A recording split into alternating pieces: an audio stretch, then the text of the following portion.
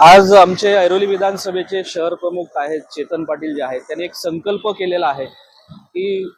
आमचे शिवसेनेचे मुख्य नेते या महाराष्ट्राचे माजी मुख्यमंत्री आणि आताचे उपमुख्यमंत्री आदरणीय एकनाथ शिंदे साहेब ते परत एकदा या राज्याचे मुख्यमंत्री व्हावे हा संकल्प घेऊन जो आहे आज ऐरोली ते सिद्धिविनायक या ठिकाणी जे आहे पदयात्रा त्यांनी काढलेली आहे। आपल्या सर्वांना माहीत असेल की आदरणीय एकनाथ शिंदे साहेबांनी त्यांच्या मुख्यमंत्रीपदाच्या कार्यकाळामध्ये जे आहे प्रत्येक समाजाच्या घटकाला त्यांनी न्याय देण्याचा प्रयत्न केला, प्रत्येक समाजासाठी जे आहे वेगळी पॉलिसी निर्माण करण्याचं काम केलं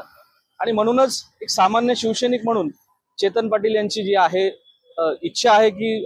त्याचसोबत सामान्य जनतेची देखील इच्छा आहे की आदरणीय एकनाथ शिंदे साहेब पुन्हा एकदा मुख्यमंत्री झाले पाहिजेत आणि तोच संकल्प घेऊन जो आहे आज आम्ही सर्व युवा सेनेचे पदाधिकारी असतील, महिला या ठिकाणी शिवसैनिक असतील व सामान्य नागरिक असतील या पदयात्रेमध्ये सामील झालेले आहेत। त्याचसोबत मी या ठिकाणी चेतन पाटील यांना सांगू इच्छितो की आपण जो आज संकल्प घेतलेला आहे चालत जाण्याचा सिद्धिविनायक पदयात्रेला, ज्या दिवशी आदरणीय एकनाथ शिंदे साहेब हे मुख्यमंत्री होतील त्या दिवशी जे आहे